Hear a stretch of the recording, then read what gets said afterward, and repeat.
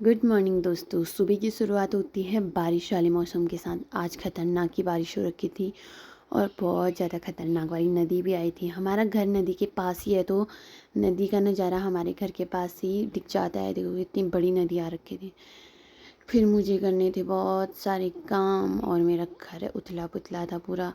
फिर मैंने फटाफट से झाड़ू लगाया क्योंकि अब मम्मी के आने का कम ही टाइम बच गया है, तो मुझे सफाई करनी पड़ेगी। और फिर मैंने गुंजा को बांध दिया था। ताइलों की मुन्नी भारी थी क्योंकि भाभी ने उसको अभी बांधा नहीं था, तो वो घास खाने में बिजी थी और हमारी एग्ज़ाम डेट निकल गई थी। इस वजह से मैं सदमे में थी।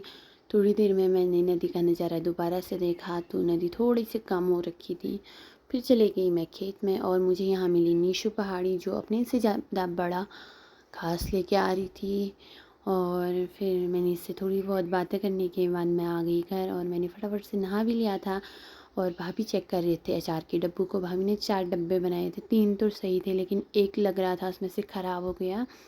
लेकिन भाभी कह रहे थे ख़राब नहीं हो रखा है, ठीक है, लेकिन मुझे तो ख़राब लग रहा था ये। अब देखते हैं क्या होता है। थोड़ी देर में भाभी यशु को लेने चले गए थे और यशु आ गया था घर में। यशु आज बहुत ज़्यादा खुश था क्योंकि आज उसका एग्ज़ाम कैंसिल हो गया था। उसके बाद भाभी ने मेरे को इतने सारे पैसे दिए और साथ में पल्स वाली टॉफ़ी।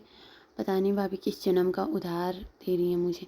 फिर हमने फटाफट से दाल मतलब जो ही भात खाया, फिर रेस्ट किया। उठने के बाद देखा यस्सु खतरनाक ही रो रहा था क्योंकि वो जिद कर रहा था कि मुझे एरोप्लेन चाहिए। भाभी उसके लिए नाव बनाई, फिर एरोप्लेन बनाए। फिर मुझे जाना था खेत में गुंजिया के लिए घास काटने। मैं चल दी वहाँ और फिर मैंने फटाफट से घास काटा और आ गई घर की ओर। घर आके देखा तो ताई और कनक बातें कर रहे थे। फिर हम चले गए अपने गांव के सुंदर वाले खेत के दर्शन करने। दर्शन करने के बाद हम आ गए घर और पता चला कि आज सब्ज़ी करेले की है भाभी लोगों की, तो मुझे बनानी थी आलू की सब्ज़ी क्योंकि मैं करेले की सब्ज़ी बिल्कुल नहीं खाती हूँ। फटाफट से आलू बॉईल करके मैंने बनाई आलू की सब्ज़ी आज।